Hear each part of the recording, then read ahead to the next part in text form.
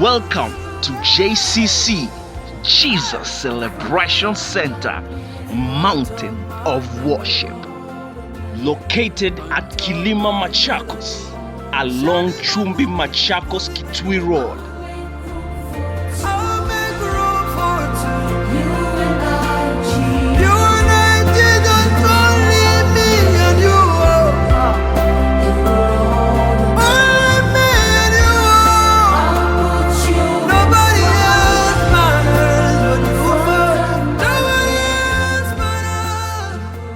Our online services are live on Facebook with Reverend Joseph Zola every Sunday at 9 a.m. You can also find our videos on YouTube at JCC Mountain of Worship. Welcome and God bless you.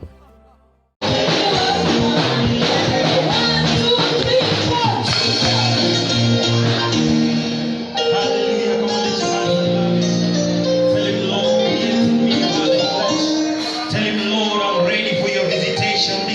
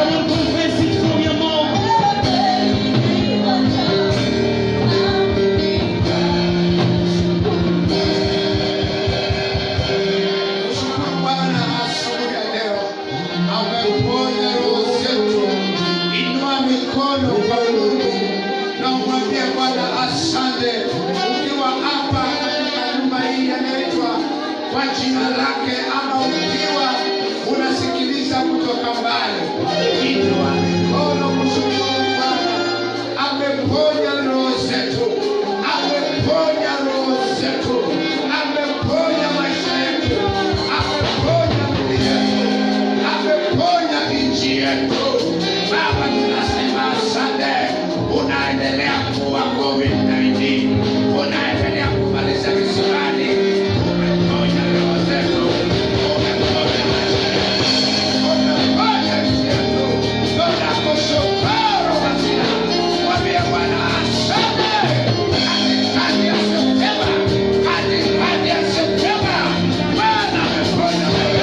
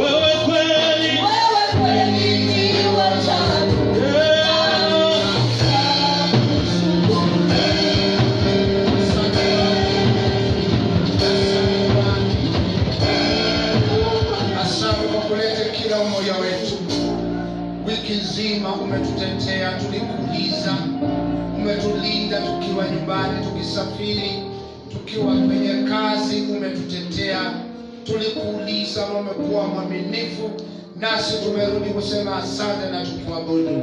Pokea sifa zetu na ibada hii ikakupendeze Bwana. Asante kwa neno lako, lete ufunuo na unene na maisha yetu. Tunakupenda na tunakuinua. Wale tumefika Bwana, tubarikie, isiwe bure. Wale wanakuja waharakishe tupande point. Tumeamini kama chombo tu na ukatende mapenzi yako.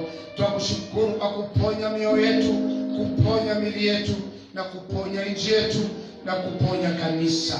Pokea sifa Baba, na katika jina la Yesu tumeomba na tumeshukuru. Kanisa tuseme amen. Amen.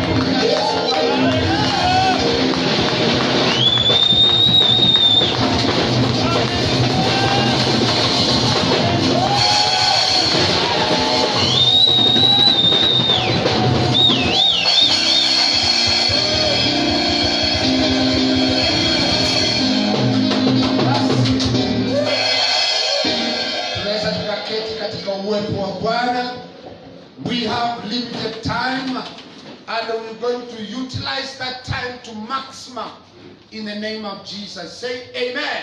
Amen. The Lord is here. The glory of the Lord is here. The presence of the Lord is here. Jesus is here. The Trinity, God, Father, Son, Holy Spirit is here. Amen. Amen. Anything is possible. Kama ni mgonjwa, Yesu akuponya leo. Amen. Kama unaweza kutoka mbali, Yesu akuponya leo. Bwana ana mpango wa ajabu katika maisha yetu na atatekeleza. Bwana asifiwe sana. Tuwaruhusu waimbaji wapate kachai warudi ili tuweze kuendelea pamoja na wao. Waliingia hapa mapema. Ninashukuru Bwana kwa vile amekuwa mwema. We want up preachers, lakini kaona ni malizie topic ili tuendelee na preachers wengine next Sunday.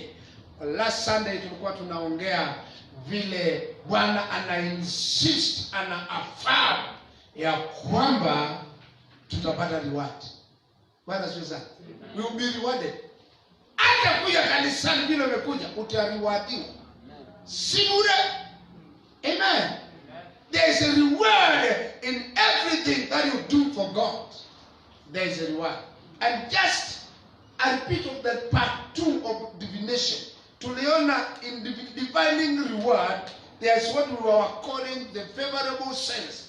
And the favorable sense, its favorable sense, it is something given in return. You are rewarded in this way when it is favoring you, that it is something you are given in return for a good thing you have done, a service you have rendered, or some merit hand. Kwa hivyo hakuna kuriwadiwa bila kufanya anything. How do I put it? Kutokufanya kitu hakuna reward. There is a reward when you have done something. Like coming to the worship. To worship, there is a reward. Amen? Si bure, lakini ukikaa bila kufanya chochote hakuna reward. So you are rewarded on a good thing you have done. Ndio tunasema ili reward ambayo inakubeba, sio ile unapanishiwa ambayo unfavorable, ni ile inakubeba. A good thing you have done, you are rewarded. It means you do a bad thing, you are rewarded negatively. Rewards are there, but when you have done a good thing, you'll be rewarded. You give a good service, you will be rewarded. Bwana asifiwe sana. Or you are something you have done, you merit, you've given something because you have done something and you have earned a merit. Bwana Yesu asifiwe. Kwa hivyo in this life, na hii safari tulienda ya mbinguni si bure. Amen. Si bure. Kuna kitu tutapata. Kwa hivyo leo tunaangalia 7 things Christ promises to reward us. Mambo 7. Ni mengi yale ameturiward, lakini tunaangalia 7. 7 things Christ promises to reward believers. To reward those who are saved. To reward those who are laughing. And because of time, nimeona kwanza nisi analyze and then we move tumalizia na mahali time inaishia. Bwana siwe sana. 7 things Christ promises to reward us. Number 1, it is what we call, you be rewarded. I will be rewarded. Believers will be rewarded because what we call the soul winners. The soul winners will be rewarded. Wanaolete watu kutoka kwa giza mpaka kwa nuru, wanaofanya watu wamjue Yesu waokoke, watariwadiwa. Number 2, you'll be rewarded for this thing if you do prayer and fasting. If you pray and fast, you'll be rewarded. Hata Yesu mwana. Number 3, you'll be rewarded if you are a generous giver. Generous giving, there's a reward. If you give generously, you'll be rewarded. And number 4, you'll be rewarded if you love your enemies. Love for the enemies, there's a reward. Bwana Yesu asifiwe sana. That's number 4, I believe. Then number 5, you'll be the people will be rewarded. Those who are faithful stewards. The faithful stewards will be rewarded. Wale wamepewa kitu na wanashika kwa bidii. Kama waimbaji hapa, wanaimba kwa bidii, watarewadiwa. Kama ni asha, kama ni mpiga keyboard, kama chochote umepewa ufanye. Because you are steward. Hiyo ni kitu cha mwenyewe unaambiwa, wewe unanifanyianga hivi. Kwa sababu malaika wangekuwa wanaimba hapa, unaambiwa unaimba. Hiyo be rewarded. Bwana Yesu na asifiwe sana. Number 6. You'll be rewarded. Bearing insults and being excluded for the name of Christ. Utariwadiwa kama unatukanwa na unatengwa kwa ajili ya jina la Yesu. Utariwadiwa. Kama wewe unatukanwa, unasemanga unajua Yesu kizira kwenda huko. Sema una Yesu, ukani kwa huyu Yesu umewangalia. Hiyo ukiambiwa hivyo, Yesu umeujo. Ukiambiwa hivyo kuna reward. Usikasirike. Tafuta watu wa kukuambia hivyo ili uriwadiwe. Oh, I love that one. Amen. The last but not the least, you'll be rewarded. We will be rewarded for quality work we do for our employers. Ile kazi unafanya kwa naye kuemploy. Quality work. Quality work. Believe you do not miss that word. Quality work for you do for your job. Or quality work you have done for your life. Anywhere you are employed, kama unafanya rekere, utalipwa na Mungu. Lakini ukifanya vizuri, hata ikiwa the employer doesn't recognize, the Lord will reward you. Hiyo scripture nilisoma ilinishangaza. Unapofanyia mtu, fanya kama unafanyia God, and God will reward you. Hiyo kitu ilinisurprise sana. Nikamwambia Mungu nisaidie. Hallelujah. There is a reward and many others. So we look into this 7 mahali time zetu zitaishia, tutafika hapo na Bwana ataendelea kutubariki. Let's look at soul winning. Hata wa Yesu mwono, kwa sababu kuna reward. Hebu angalia, I believe Daniel 12. Daniel 12 verse 3. Ili kitu kiliongelewa zamani in the Old Testament. Old Testament, Daniel 12. Kama umeipata uweze ukanisomea, mpe microphone. Unaweza ukanisomea Daniel 12 verse 3. 12:3. Are you there? Inasema hivi. Yangu inasema hivi. Inasema New King James. Those who are wise shall shine like brightness, and those who turn men to righteousness like the stars forever and ever. Someone say it. Na walio hekima watang'aa kama mwangaza wa anga. Walio na hekima watakaa kama mwangaza wa anga. Na hao waongozao wengi kutenda haki watang'aa kama nyota milele na milele. Bwana Yesu asifiwe. Hebu niangalie kidogo. The wise people walio na hekima ni wale wanajua Yesu kama Bwana na Mwokozi wao. Biblia inasema a fool, mjinga, demwe, tutumia asia kuinga. Kwa hivyo mtu ambaye anakataa Yesu anamaanisha amini Yesu anaokoa kulingana na Mungu, huyo ni mjinga. Biblia inasema kwamba hii jambo hii ya wokovu watu wa nje wanaona ni ujinga, lakini kwetu ni nguvu zinaoleta wokovu. Maandiko yanasema walio werevu, those who are wise shall shine like brightness. Ingine inasema watang'ara kama mbingu, kama heavens. Watang'ara kama vile unaona kule juu kulivyo. Ukiwa hapa vile unaangalia kulivyo.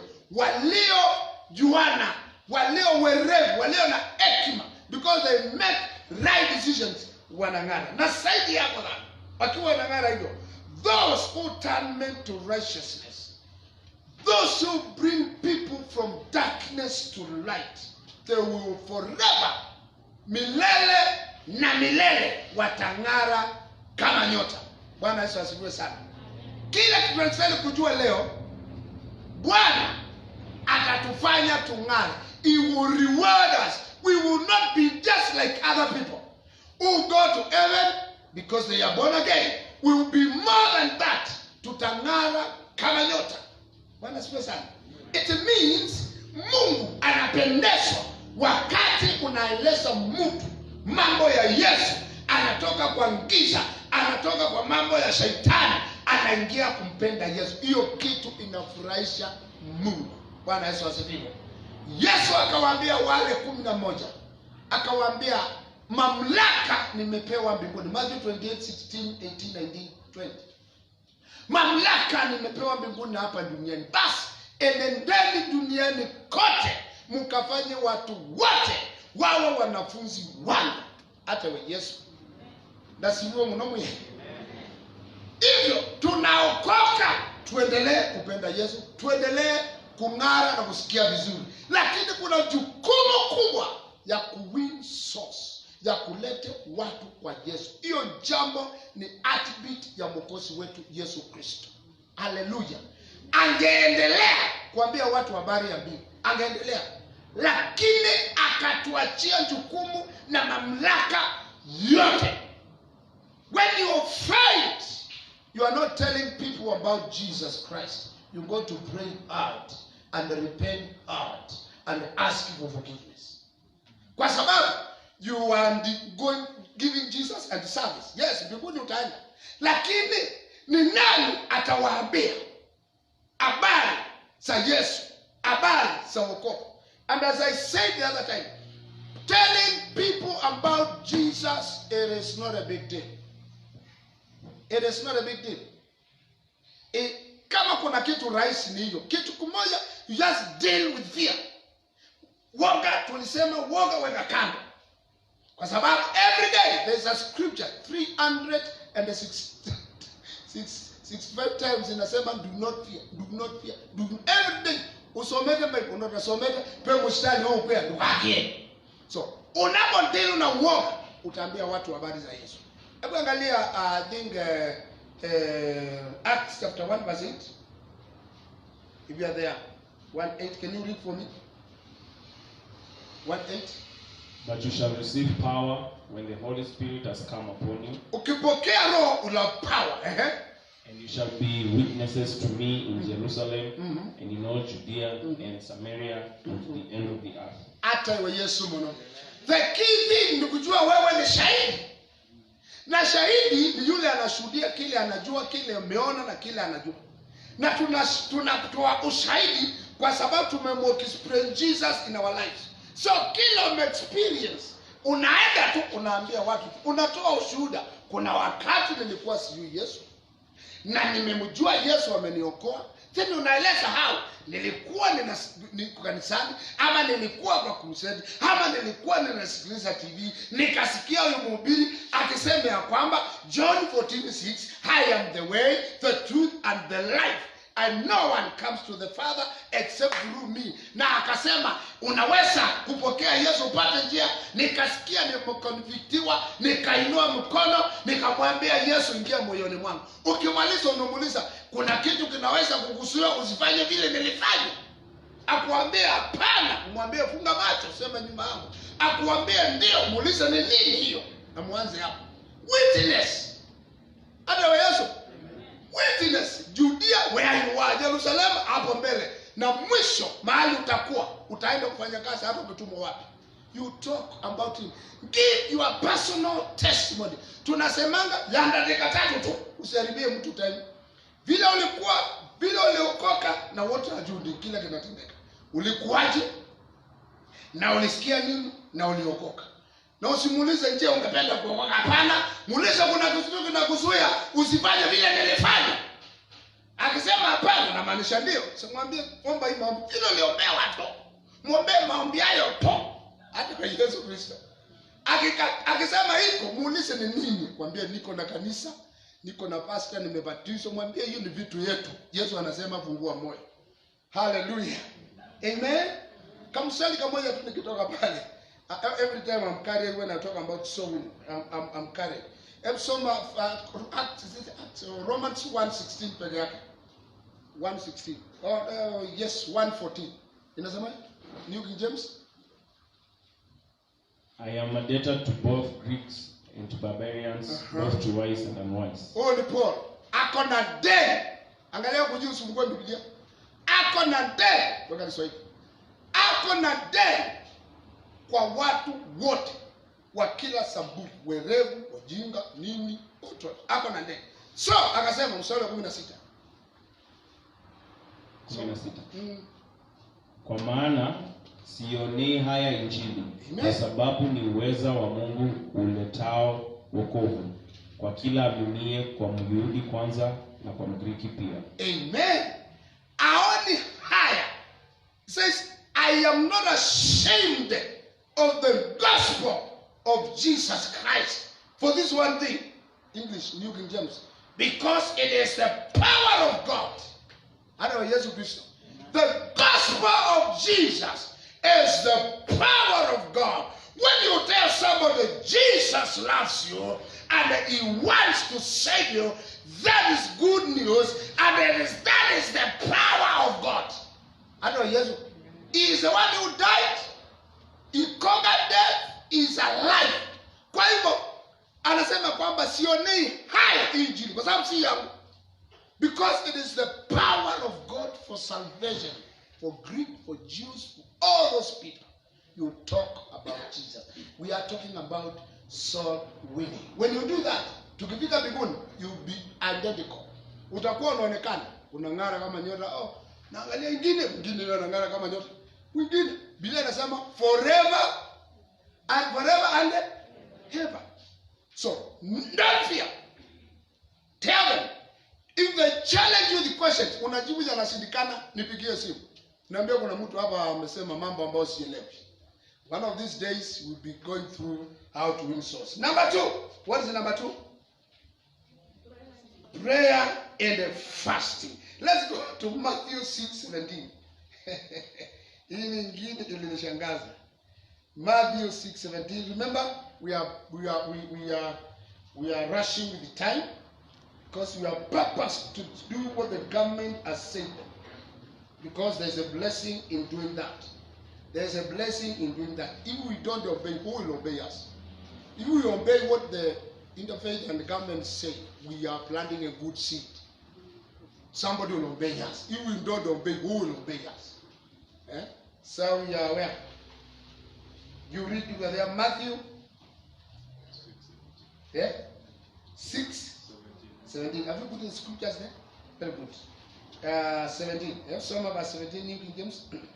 But you, when you fast, anoint your head and wash your face, so that you do not appear to men to be fasting. Oh yes. But to your Father who is in the secret place. Yes. And your Father who sees in secret will reward you openly. Hallelujah. Weka Kiswahili utasoma baadaye. Bwana Yesu asifiwe sana. Ama tusikie Kiswahili. Weka Kiswahili. Bali wewe ufungapo, jipake mafuta kichwani, unawe uso. Yes. Ili usionekane na watu kuwa unafunga. Ila Baba yako aliye sirini. Baba yako aonaye sirini atakujaza. Atakujaza. I like it, James. He will reward you openly. Bwana Yesu asifiwe sana. Hallelujah. Tunasema kwamba but when you fast, anoint your head. In other words, jipake mafuta. Nobody should know that you are fasting. Mtu asijue. Now we are saying, but when you fast, anoint your head, wash your face. Wachana na hiyo. Did you fast? Hiyo kwanza hiyo ni level nyingine. When did you last fast? Kama kuna watu, kujalie niseme hii neno. Watu wengi wamenona nikiwa ndani. Tumetoa signature. Hii inaitwa signature. Tumetoa signature wakati wa kufunga wa lockdown, kwa sababu hakuna kufanya kazi, ni kukula. Unakula mpaka unatia sahihi. I'm talking about unanenepa. Now, when did you fast? When did you last fast? Mara ya mwisho. Sisemi kama una fast, no. Ile ya mwisho ilikuwa lini ulifast? If the Bible says unapo fast, jipake mafuta watu wasijue. Watu wasikuone kama you are fasting. Waseme, unaona yule ana fast. Watu wasikuone. Fanya kama umekula umeshiba.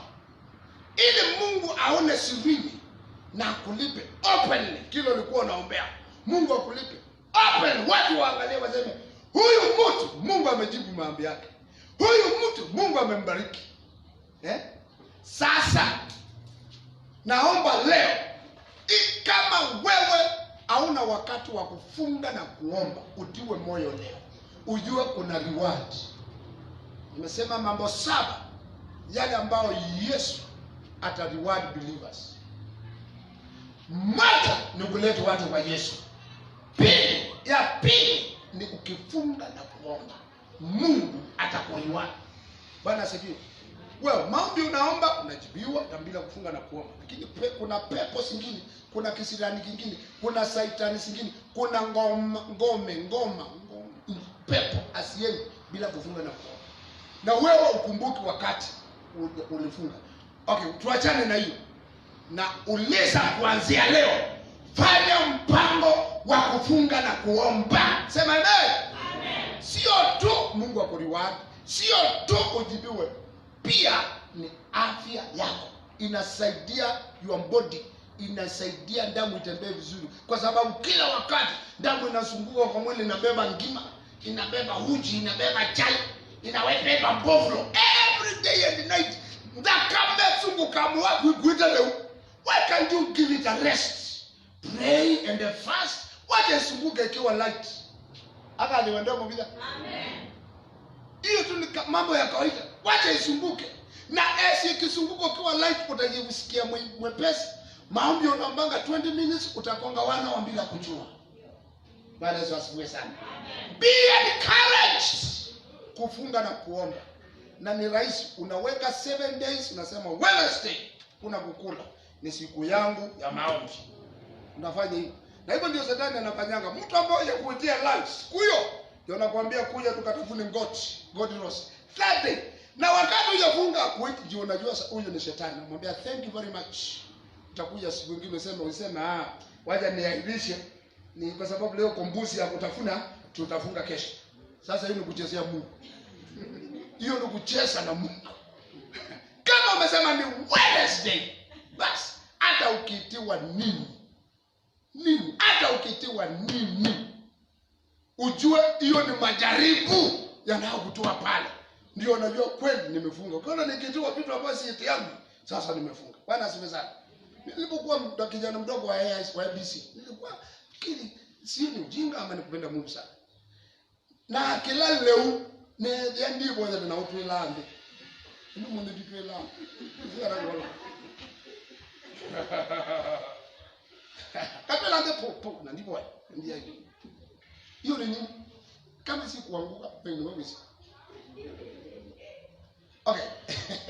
Sisemi ufanye hivyo, hapana. Nilikuwa mtoto na nilikuwa najua sasa maybe analyze kuombea chakula, sikuwa nashika. Pengine unajua unaelewa sana mpaka pengine ukaanguka bila kujua. Sisemi nimeanguka bila nimekuta chakula naombanga tu nikiwa nani. But what I'm saying, kama unafunga na kuomba usibandilishe. Kama ni Wednesday ni Wednesday. Bwana asifiwe sana. Kama ni Thursday ni Thursday. Unasema nitakuwa nikikunywa kikombe, sitakuwa nikikunywa kitu na kunywa maji. Then hata mwili wako utakuwa msaada. Biblia inasema wakati ukifanya hivyo wewe utalipwa. Bwana asifiwe sana. Amen. Nataka kuunganisha hiyo kidogo na mstari wa 5. Enda verse 5. Verse 5 and 6. Kuna kitu nataka uone pale. Mstari wa 5 pale. Inasema hivi King James. And when you pray, you shall not be like hypocrites, for they love to pray standing in the synagogues and on the corners of the streets, that they may be seen by men. Surely I say to you, they have their reward. But when you pray, tunasema negative. But when you pray, go into your room, and when you have shut your door, pray to your Father who is in the secret place, and your Father who sees in secret will reward you openly. Bwana asifiwe sana. Up to there, uniangalie. Hii fasting nyakati zile wazee wa dini, ilikuwa inaitwa Judaism ya Kiisraeli, walikuwa wanataka kuintimidate watu. Wanavalia nguo nyeupe na kidevu kirefu na wanachafua nywele na wanakaa vibaya na wanatembea barabarani. Watu wanasema sisi ni wenye dhambi. Unaona watakatifu ndio wanapita, hawa wamefunga hawa. Na watu wanataka wanawaongopa karibu ingie kwa bushi. Yesu alipokuja akasema hiyo ni ukora. Anasema hiyo ni ukora. Unapofunga watu wasijue. Haya, wakianza kuomba, walikuwa wanaenda mahali kuna watu. Anza kuomba, Mungu. Anainua mkono hiyo. Kila mtu anaona, these people talk to God. Baka watu wa soko, watu wanaogopa. These people ndio wa Mungu, hawa sisi ni wenye dhambi. That is intimidating them na maombi. Yesu akasema Unaomba. Hao wanafanya hivyo, wanapata reward yao. Reward yao unajua ni nini? Ni watu kuwaheshimu na kusema hawa ni watu wa Mungu. Washapata reward. But wewe na mimi, when you pray, inasema go into your room and when you have shut your door, pray for your Father who's in heaven. Hii scripture ina confuse many of us Pentecostal kwa sababu sisi tunatuanga na sauti. Tunaomba kwa sauti. Hii kila kinaongelewa hapa ni tofauti. Shutting the door and going to your room, it is making sure that nobody knows that you are praying. That's what it means. Usionyeshe watu wewe ndio unaomba, wewe ndio unajua kuomba, wewe ndio unatafuta Mungu. Ukifanya hivyo utakaa kama hypocrite. Lakini unahitaji kuhakikisha they don't know that you are seeking God. Amen. Even wakati unapigiwa na mtu na umeenda mlimani kuomba kama maturity ama katoloni, usiseme niko huko katoloni natafuta Mungu. Sasa ushapata reward yako. Sema niko mahali. Niko mahali utatokea tu. Niko mahali. Yani shutting, it is making sure people do not know that you are praying. It does not mean that ukiwa hapa usiinue sauti, haimaanishi hivyo. It doesn't mean that ukija hapa utufungie sote nje na ufunge hapo kwa peke yako. It does not mean that unaenda kwa nyumba yako bedroom na unafukuza watoto unaingia chini ya kitanda ukutana na Mungu. Hiyo ni upuzi, ni ujinga. Inamaanisha let people do not be like the hypocrites. Imeanza hivyo. Wale wanaenda lakini wewe ingia katika chumba chako cha ndani na ufunge na Mungu atakulipa openly. Watu hawatajua ulienda katoloni. Watu hawatajua umeenda machozi kutafuta Mungu. Watu hawatajua umefunga. Kuna ile tunalita corporate prayers. Tunatangaza tunafunga wiki. Hiyo ni corporate. Hii tunaongea ile individual. Tunatangaza kufunga na kuomba, hiyo ni yetu, tunajua sote tunafunga na kuomba. Lakini usiambie ile kanisa nyingine. Mnajua? Kubito, bidii tumunge na chumwake. No. Sasa ushapata. Hiyo ni yetu kama mlimo wa ibada. Bwana siwe sana. Na unaenda kwa chakula unasema bana sikuli. Na tafadhali kula. Aya soka tu machumweni mboya. Kwani kwa ni bishop wa hiyo wakati tu machumutie. He was encouraging us not to tell the people that we are fasting and we are praying. Make sure aujitangazi. Hiyo ndio Mungu anasema. Yesu anasema. Usijitangaze ya kwamba unaomba unatafuta Mungu. Nundu wego no akwate tubia nguma.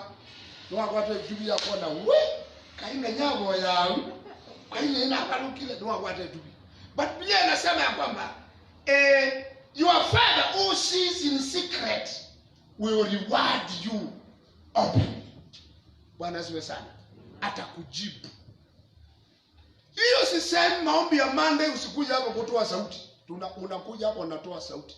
Sisemi usikuje maombi hapa kuomba peke yangu. Kuna mama moja every day anakuja hapa kuomba. Asubuhi anaita Mungu. Anaita Mungu na anatoka peke yake. Sisemi usikuje. Ninasema usitangazie watu. Usikae kama, kwa sababu naangalia kile kilikuwa kinakemewa na kile kinasema. Walikuwa wanakemewa kwa kuenda wakijitangaza. Yesu akasema ingia rumu ya ndani. Anamaanisha ya kwamba usiwe kama wao. Bwana Yesu asifiwe. Amen. Among the 7 things Yesu atatulipia, ya kwanza ni gani? Ya pili ni gani? Hallelujah. Na ya tatu? Basi kwenda hiyo. Generous giving. Let's go to Luke chapter 6 verse 38. You hear many times I quote that scripture. Ninaiquote sana hiyo. Maandiko yamefika hapa mbele yangu. Is it Luke? Yes. You can read. Kama umefika mbele yangu. Give, it will be given to you. Good measure, pressed down, shaken together, and running over, will be put into your bosom. Yes, Swahili. Okay, for the measure and the level, with the same measure that you use, it will be measured back to you. Swahili? Wapeni watu vitu, Wapeni watu vitu, nanyi mtapewa. Yes. Kipimo cha kujaa na kushindiwa na kusukwasukwa hata kumwagika, ndicho watu watakachowapa vifuani mwenu. Yes, kwa kuwa kipimo kile kile mpimacho ndicho mtakachopimiwa. Bwana Yesu asifiwe sana. In generous giving, it refers mostly dealing with the people and then God. Because when you have given somebody, it is God who would have given that person. Na wewe umetake place of God ukamugive. Bwana asifiwe sana. Mungu angekuja mpe, lakini wewe ukasikia sauti ya Mungu ukachukua hatua ukapea huyu mtu. Na Biblia inasema ya kwamba wapeni watu vitu. Give and it shall be given to you. And one time we were thinking about this scripture. When I'm giving offering, I'm giving unto God. And when I give tithe, I'm giving unto God. But in natural sense, yes, in actual sense, wanenga ngai ila andembela waiba gilinima nidalvea Mungu, lakini itaruka yende kalandi hivi. So the Lord says, unapo give God, inakuwa katika nyumba yake. Then ana-analyze ni kina nani wataikula. Si panya, si umbwa, ni watu. Namba mmoja wa kwanza ni mtumishi wake, the man of God. Ndio anaikula. Anaikula on behalf of God.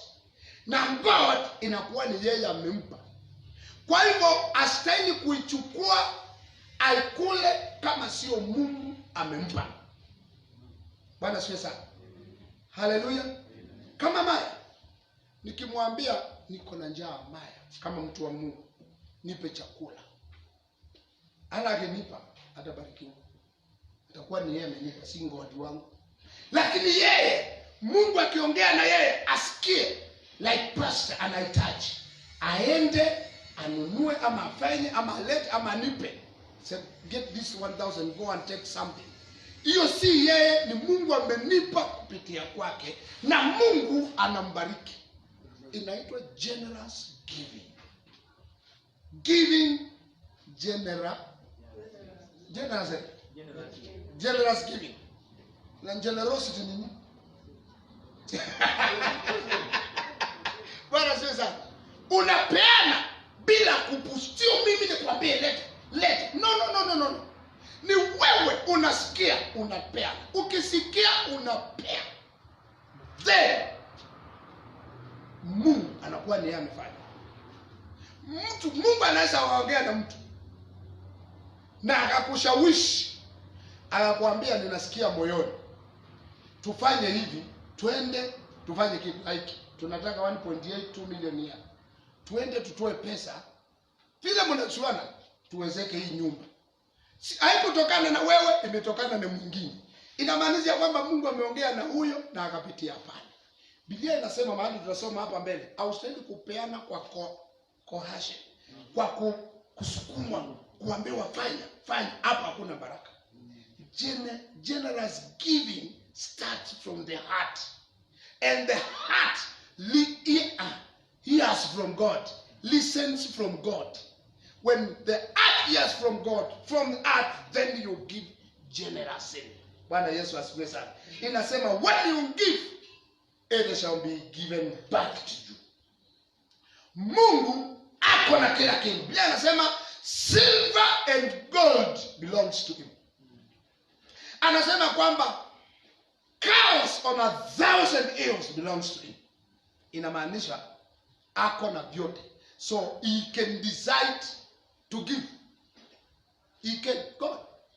Gainda ndo anaweza akaamua mtu wake kama hana pesa. Mtu mwenda azimu anaenda anaiba gunia ya pesa analeta hapo kwa gate. Na inatafutwa anachukua. Mungu can do anything, but he doesn't want to do that. He wants wewe from the bottom of your heart uwe na moyo wa kupeana so that you can begin, kwa sababu unapofanya there is a reward. Kwa Yesu anasema ya kwamba the same measure you measure shall be measured to you. When you give, it shall be given. Unapopeana utapewa. Ile kipimo unatoa sadaka. Kama vile unaona sadaka, mimi niliamua na Mungu amenisaidia. Ninaamini nikimpea Bwana hii, the Lord will give me that back, pressed it down and overflowing. Ukipea mtu, ukipea Mungu, kwa sababu auonyeshi watu, Mungu anakurudishia. Nataka tusonge haraka. Kuna mstari mwingine hapo, verse 2 and 4. Soma 2 and 4, the same chapter. Inasema hapo nyuma 2:6-2. And some of the Pharisees said to them, why are you doing what is not lawful to do in the Sabbath? No, not that one. Soma Matthew 6 verse 4. Matthew 6. How he went into the house of God, took and ate the showbread, and also gave some to those with him. Is that Matthew 6? 6:4? Matthew 6:4. Yeah. 6:2. Therefore, when you do a charitable deed, do not sound the trumpet before you as the hypocrites do in the synagogue. When you do a charitable thing, basi wewe utoapo sadaka, usipige panda mbele yako kama wanafiki wanafanyavyo katika masinagogi na njiani, ili watukuzwe na watu. I like charitable, charitable thing. Episode was 2 as 3.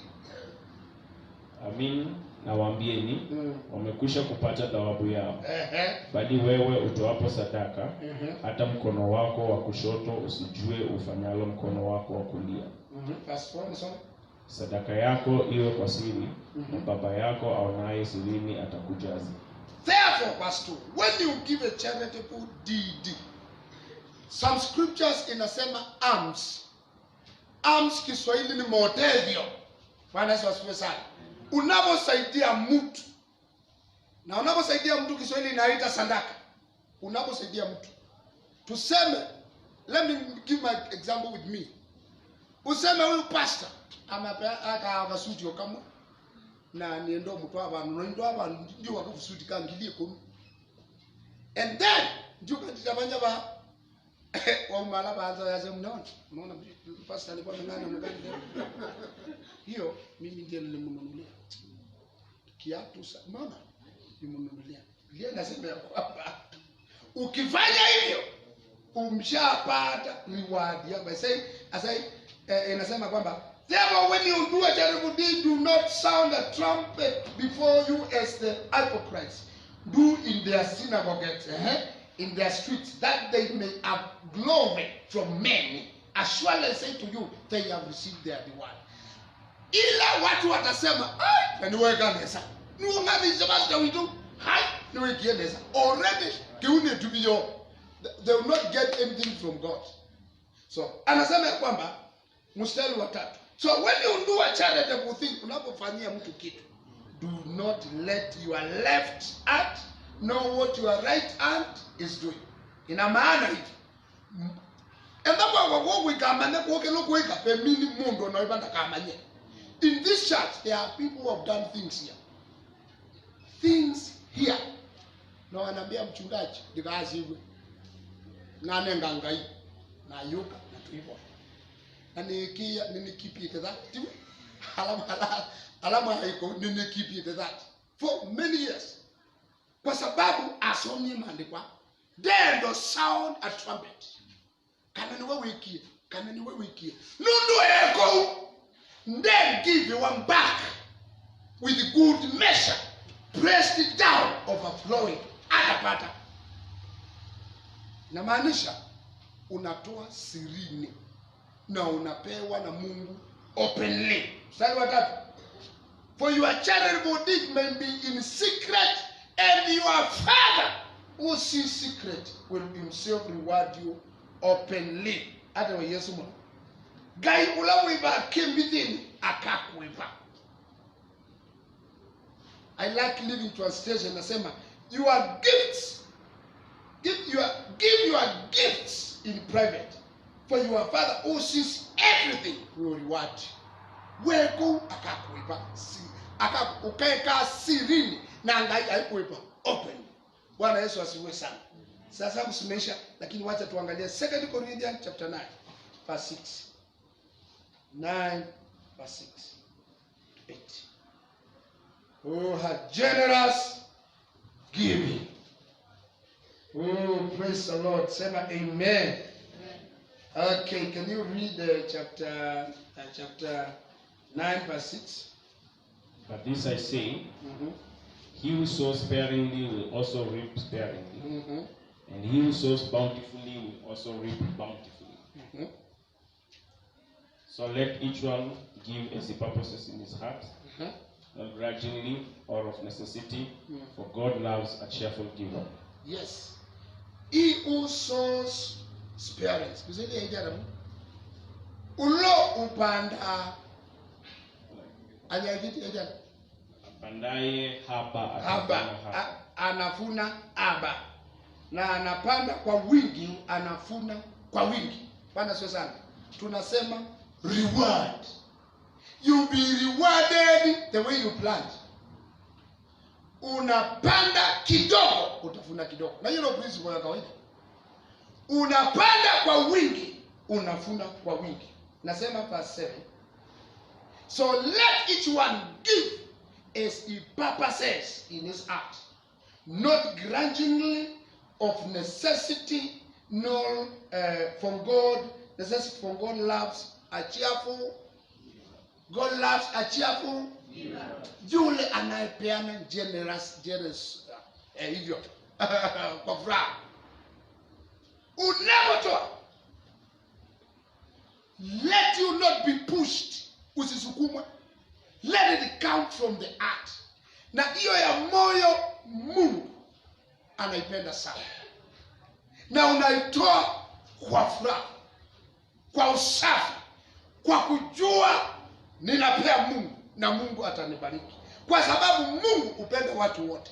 Lakini huyu anayepeana cheerfully, Mungu anampenda zaidi. God loves a cheerful giver. Amen. Hii ni vitu. Hapa inasema vitu. Lakini unaweza give service. Tulisema unalipiwa service. Unapeana service cheerfully. Unatenda kitu cheerfully, kwa moyo mzuri, kwa moyo wa furaha. Bwana asifiwe sana. For example, vile watu wakiendelea kuongezeka hapa. Watu wakiongezeka hapa, wale watu watasimama kwanza ni ushers. Wataambiwa watoke nje, watoke kwa viti. And because they know they are ushers, hawatalalamika. Because they are serving cheerfully. And when they see somebody come and they sit down, it is their joy. Bwana siwe sana. Zamani kulikuwa na issue kidogo sababu wewe unajua kiti yako. Unapenda kukaa pale, asha anakupeleka kule kwa ile kona. Unasikia vibaya. Mbaya sana. Watu wamalote kala. Unasikia vibaya. Lakini kwa sasa kiti yako ni kiti yako. Mahali ulipata unaketi pale. Asha akikukalisha pale amutakobana. Many ushers and especially ushers, God, what he does with them is to give them big heart, because all kinds of brethren come to church. Na kuna wale hawataka kusumbuliwa, kuna wale hawataka direction, kuna wale anasema ni kanisa ndio ngozo kwa ni kotini. Ndio ni kalaba. Na kama Asha ana cheerful heart, ataumia bure. Atakuja kanisani akwaswe, atoke aende nyumbani akiwa amekwaswa. Lakini kama anatoa hii service cheerfully, hata akifanyiwa nini anasema oh pole dada, akilikuwa nataka kuteka watu, nilikuwa nataka kuja uone nani mmeketi tafadhali, can you choose another seat? Ya wacha niketi pale. Na huyo haikuwa na kipindi chao ipambeleka. Thank you. Cheerful. And then atabarikiwa. Lakini kama Asha ana hiyo moyo, atatoa cheerfully. Mungu anapenda cheerful giver. Giving service, giving your alms, give your charitable whatever, giving gifts, giving your offering, giving your tithe, you give with a clean, good heart. Amen. And the Lord atakubariki. Bwana Yesu asifiwe sana. Atakubariki. The Lord will do something. Wacha mstari wa 8 inasema hivi, and this is a very key scripture. Inasema, and then God is able to make all grace abound toward you, that you always all sufficient in all things may have an abundance for every good work. So make sure you remember. Na Mungu aweza kuwajaza kila neema kwa wingi, ili ninyi mkiwa na riziki za kila namna siku zote mpate kuzidi sana katika kila tendo jema. Amen. The Lord is able to make all grace abound. All grace abound, including the grace of generous giving. It is a grace. The grace of generous giving. Kuna watu Mungu amewabariki lakini hawana neema ya kutoa. Hawana neema ya kutoa. Ukisema tufanye hivi, ana hiyo neema. Lakini Mungu ambao tunaomba katika mlima wa ibada will give you that grace of generous giving. Hautakaa ngapi utatolea Mungu. Because there is a grace that works. And when you give, it shall be given. Because amesema those you give sparingly watapata sparingly, abundantly watapata kwa abundance. Bwana siwe sana. Kwa hivyo ukifunga na ukifungia, Biblia inasema kuna wale wanakusanya sana na wanapoteza sana. Kuna wale wanaskata sana na wanapata sana. Like Dead Sea. Dead Sea kuna chumvi na imekufa. Maji inaingia pale na isongi. Kuna watu wako na maneno wanaleta hii. Na watoi. Mtu anaona mwingine hapa tao. Alikuwa na lunch akawa na hii. Akawa na lunch akawa na maduka akawa na hii. Akawa na hii akakusanya mali. Siku moja akakufa. Alikufa. Basi hospitali alikufa, wengine mnajua. Alipokufa watoto wake hiyo mali walishambulia hofu. Mateo kasema mabata na ngimela toketui. Angali. Nundu wa pesa sieve. Ngomba nise dagu mase kanisa. Date da siana. Demu ndo atenda ikikuma. Alipokufa walitoana. Kuna mwana mmoja anaitwa chini mwambia na aliimba wimbo akisema ukienda pale unapata kitu kinasema kama ngulu. Hapo kwake kimo ya ngulu. Alipokufa iliisha kwa sababu alikusanya na ikaisha. Na kuna yule alipeana na hako na nyingi. Bwana asifiwe sana. Generous giving kuna reward. Bwana asifiwe sana. Amen. Unaposikia kuna kutoa na uko nazo no iwa watelema yanga ni na dinambo ndejenga kuve tuenda kuikombe no ili kana pesa sia kuitelema au ndo na kwa nini na mandawe na dina for example Bishop mtu alisema, nilimwambia Sunday, unajua Sunday watu waliketi nje, which is very bad na ya pili pia. Na nikamwambia tunatafuta hema tuweke hapa nje.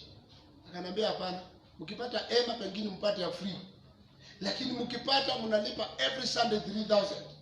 3,000 times remaining Sundays ili vitu tulete pamoja itakuwa ni pesa ya kujenga nyumba. Akaniambia hii ukuta hii tupeleke hivyo 20 feet pale.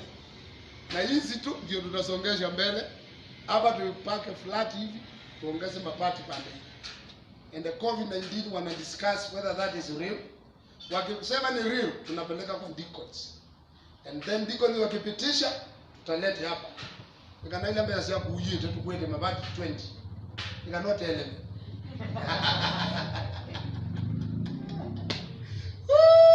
Bwana asifiwe sana. Usistuke when you hear giving. Wanaotoa kwa wingi wanapata kwa wingi. Wanaotoa kwa uchache wanapata kwa uchache. Inaitwa generous giving. Amen.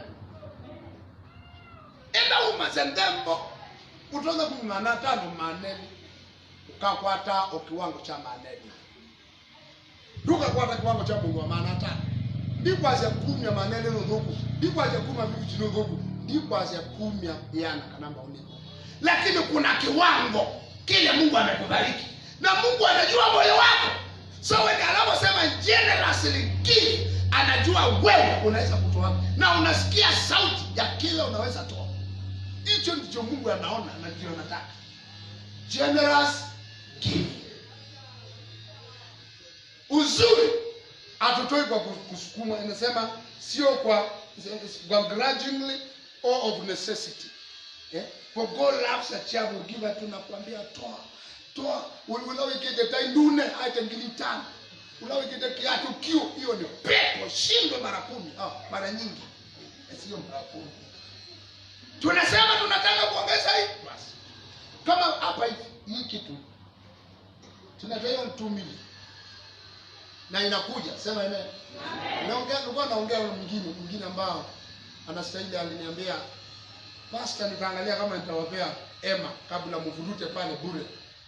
Nikamwambia kanisa tu, akaniambia, nikamwambia anaomba pesa ngapi, na kumwambia akaniambia hapana. Mungu ashapeana. Hebu ataniambia na mwa yengaino. Wewe hapana, sikusema hivyo. Na yengaino nenga nite. Wewe Mungu lezi milioni nini cha? Leo kama 4 milioni siko pale, 2 milioni nini kwa Mungu? Nikapata nguvu tena. Bwana Yesu asifiwe sana. I'm happy and excited. Amen. Generous giving iko na baraka. Some of us sitting here, the Lord will speak to you on giving generously. Amen. Mwenye kuyoka tegezeka. Tegezeka. Kwa nyumba yangu imesimama pale kama mifupa. Uza Ireland, utauza. Na ndio utajua anayetoa kwa wingi anavuna kwa wingi. Maandiko yazi ndio utaelewa ni nini. Ujue utakuwa umepanda nini kwa ajili yako na watoto wako. Sisemi anayetoa pesa kidogo ni mbaya. Imesema anayepanda kwa uchache anapanda kwa uchache. Kwani nini? Si imesema hivyo? Anayepanda kwa wingi atavuna kwa wingi. Generous giving. Nimemwambia Bwana anisaidie. Hii neema ya kutoa iko mstari wa 8. And God is able to make all grace towards you abound. That you have in all sufficiency. In all things you may have an abundance for every good work. When you give generously, hiyo neema abundance inakuja kwa sababu umefanya kazi nzuri kutoka kwa moyo wako. Bwana asifiwe sana. Give generously to people, to the work of God. Help people do the work of God, and it shall be given back to you. Mstari wa 9:13. Nataka tumalizie hapo, ninataka kama ukiangalia pale tu it is written and all that. Nataka tuangalie mstari wa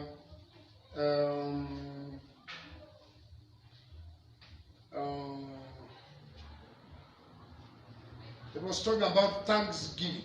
Mstari wa 11, I believe. It's 9 to 13, but 11 inasema, while you are enriched in everything for all liberty, which causes thanksgiving through us to God. Mungu anapendanga kuona mioyo inayoshukuru. Bwana asifiwe sana. Mara kwa mara unaweza ukatoa, unangojea uone. Si ndio? Unatoa kule na unasema wingi na niona. Biblia inasema kwamba unamshukuru Mungu hata kupitia kwetu. Tunamwambia Bwana asante. We thanksgiving. And the Lord who gives, when we give, will give you in his time. Wakati wake. Unaweza kuona fikiria unahitaji wakati huu, kumbe Mungu anaona unahitaji wakati ule. Tusimame. Kama nimepitisha. Yaani na makiwa. Kuna form watajaza. Wanaulizwa maswali. And they will ask question. Lakini kama mtu ana apologize. Bwana siwe sana.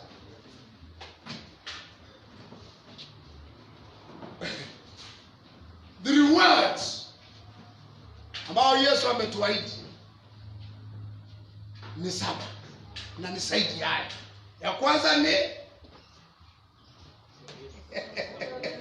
unapewa reward kwa sababu ya soul winning. Na number 2, na number 3, generous giving. Si ati alaini. Kama Bwana ataruhusu another time, not next Sunday, another time, kama Bwana ataruhusu, we will look into those other, because hii moja ya enemies na hii ya kutukana ilinigusa sana, na kama iligusa pastor wako, tunahitaji kuunguzwa sote, kwa sababu hii ni real life. But what you need, what you carry, hakikisha umeambia watu ushuhuda wako na uombe. Bwana, hakikisha uko na wakati wa kufunga na kuomba, utariwadiwa na pia afya yako. Hakikisha umepeana generously. Amen. I don't know, one of these days we will ask you to go and look your wardrobe na viatu zile utumie, tengeneze pasi, uweke kwa mfuko mzuri, and then we have them here. Na kama huko hatuna watu wanahitaji nguo, tutatafuta mahali ya kupeleka, kwa sababu kuna nguo huko nazo zinaozea kwa wardrobe, zingine siko na fumbi. So when we talk with the leadership of the church, tutaona vile tutasilete pamoja na tutafikiria tunapeleka wapi, na ninajua hiyo kitu itapendeza Mungu. Generous giving. Amen. Mimi naomba Mungu hayo mambo matatu Bwana atusaidie. Inua mikono kwa Mungu. Baba, katika jina la Yesu Kristo, hii mikono tunainua kwa sababu Bwana tumetambua kuna reward baada ya kutenda kile ulisema. Ulituambia kwamba tukalete wengi wakakujue kama Mwokozi na tutapata reward. Umesema tukifunga na kuomba tutapata reward. Umesema tukipeana kwa moyo mkunjufu tutapata reward. Naombea kila mmoja katika asubuhi ya leo, Bwana asingangane na jambo hili. Roho Mtakatifu ukaingie na ukaongee na ukafunue mambo ya kuwin souls, mambo ya kufunga na kuomba na mambo ya kutoa. Pasiwa moja katika mlima huu atakayeng'ang'ana. Unasema you will reward us. Hapa you will reward us even later and when we go to heaven. Kanisa hili Bwana, I pray that you make us soul winners. You make us people of prayer and fasting. You make us generous givers.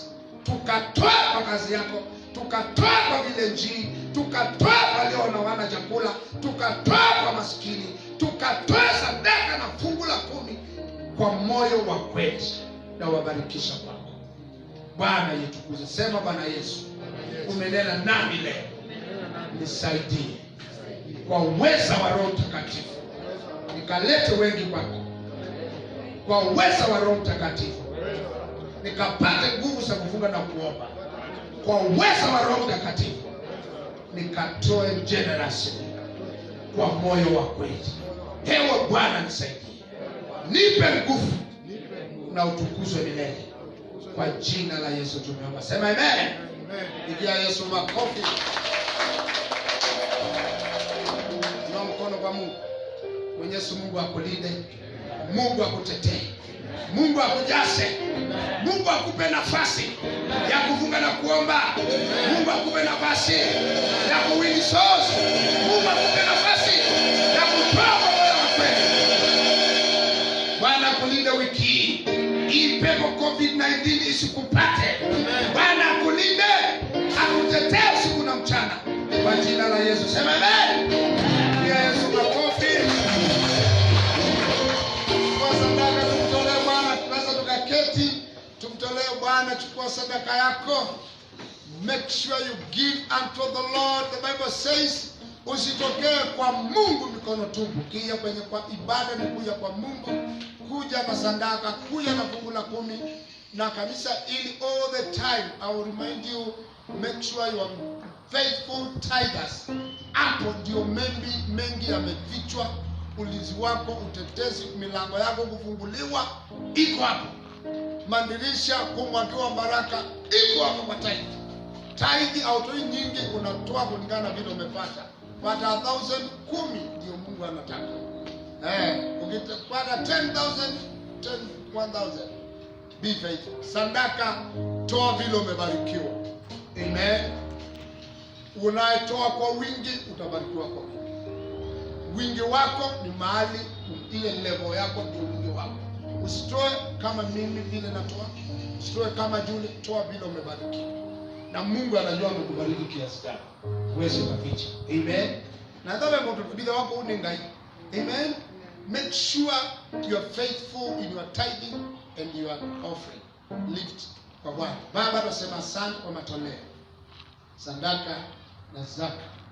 Kumbali matoleo haya. Amen. That words. Mungu ulituambia si bure. Ulisema si bure, isiwe ni bure.